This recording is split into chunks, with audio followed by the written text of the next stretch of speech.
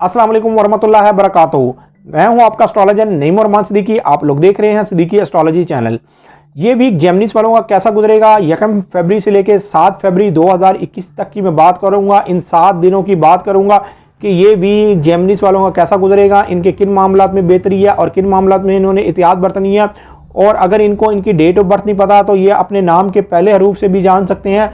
क्या आप जेमिनीज तो नहीं, अगर आपके नाम के पहले हरूफ काफ और काफ से शुरू होते हैं तो आप भी जेमिनीज हैं।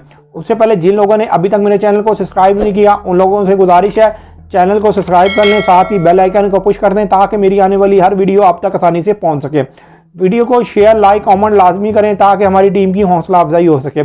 जेमिनीज वालों का जो हाकिम सितारा है आपके जायचे के 9th हाउस में है, यहाँ पर 4 स्टार्स और है, मतलब कि आपके 9th हाउस के अंदर 5 स्टार्स हैं और आपका जो हाकिम सितारा है यहाँ पर रिज्जत में है।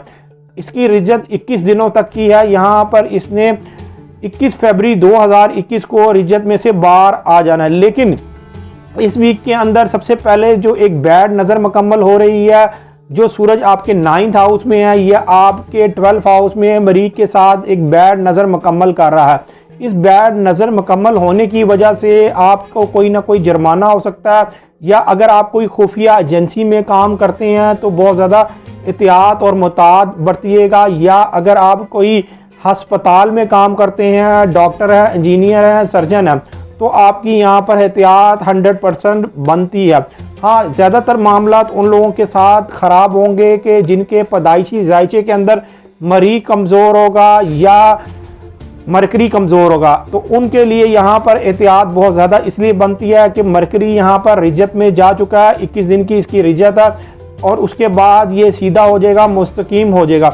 लेकिन इस वीक के अंदर मून ने आपके 9th हाउस के साथ एक अच्छी नज़र बनानी है। यहाँ पर 1 फरवरी 2021 को शाम 4 बजे मून आपके 5 हाउस में आ जाएगा, तो आपके 9th हाउस को एक अच्छी नज़र से देखेगा। जो लोग शोबिस इंडस्ट्रीज में हैं, फिल्म थिएटर वगैरह में काम करते हैं, आर्टिस्ट हैं, अदीब हैं, शायर हैं, या जो लोगों की शादी हुई हुई है उनकी आगे से औलाद है, तो उनके मामलात बहुत हद तक बेहतर होते हुए नज़र आ रहे हैं। उनके मामलात अब सीधे होते हुए नज़र आ रहे हैं। उसकी वजह यह है कि मून ने यहाँ पर 5 हाउस से भी इनके 9th हाउस को एक अच्छी नज़र से देखना है।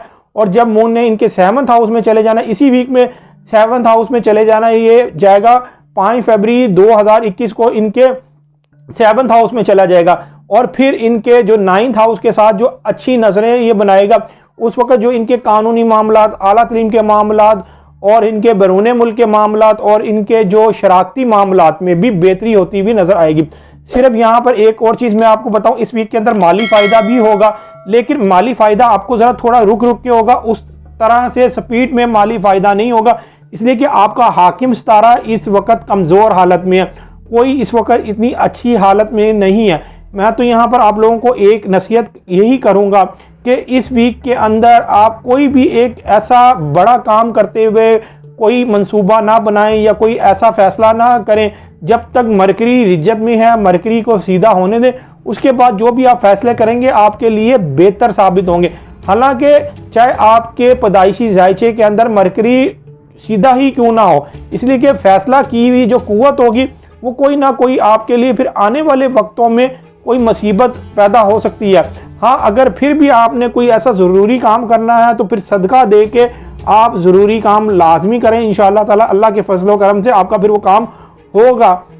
अगर आपने सदका देना है तो किसी भी सबस कलर की चीज़ का सदका निकाल दें या साबुत मूंग का सदका निकाल दें, मरकरी की साथ के अंदर सदका निकालें और इंशाअल्लाह ताला उसके बाद काम करेंगे तो आपके कामों में बेहतरी आएगी।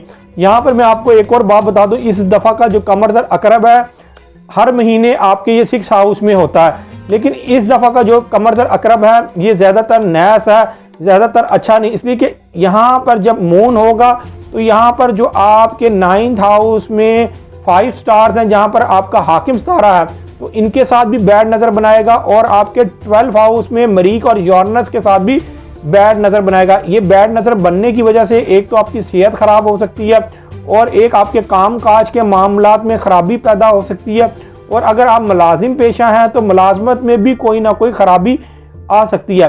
लेकिन एक बात आपके लिए अच्छी है कि मून ने जो आपके 10th हाउस के साथ एक अच्छी नज़र कायम करनी है, नेपच्यून के साथ एक अच्छी नज़र कायम करनी है, तो आपके जो इज़्ज़त और वक़ार के मामलात हैं उसमें ज़रूर इस वीक के अंदर कुछ ना कुछ बेहतरी आती हुई नज़र आएगी। लेकिन एक और चीज़ मैं आपको यहाँ पर दोबारा लाजमी बताऊँगा कि जहाँ पर मून ने आपके 7th हाउस में आना है वहाँ पर आपको ज़रूर बेनिफिट उठाना चाहिए।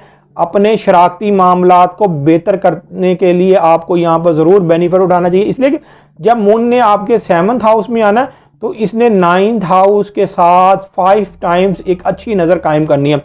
जो लोग शराकती मामलात में काफ़ी अरसे से परेशान है या आपने काफ़ी अरसे पहले किसी के साथ शराकत की हुई थी और वो शराकत उस वक्त ख़त्म हो गई थी और आपको माली फ़ायदा नहीं मिल पाया था, तो अब आप उसका माली फ़ायदा ले सकते हैं। उस मामलात को इस वीक में करने के लिए कोशिश करें, इंशाअल्लाह ताला वो मामलात आपके बेहतर होते हुए नजर आएंगे। हाँ, जो जेमिनीज़ वाले सालों साल से परेशान है उनको ये चाहिए कि वो अपना पैदाइशी जायचा बनवाएं। पैदाइशी जायचा बनाने के बाद जो भी आपकी रेमेडीज़ बनती हैं वो करके देखें, इंशाअल्लाह ताला आपके भी हालातों में बेहतरी आना शुरू हो जाएगी। जो लोग अपना पैदाइशी जायचा बनवाना चाहते हैं, ये मेरा सेल नंबर लिखा हुआ, आप इस पर रब्ता करके अपना पैदाइशी जायचा बनवा सकते हैं। पैदाइशी जायचे की थोड़ी बहुत फीस तो होती है लेकिन आपकी बेहतर रहनुमाई कर दी जाती है।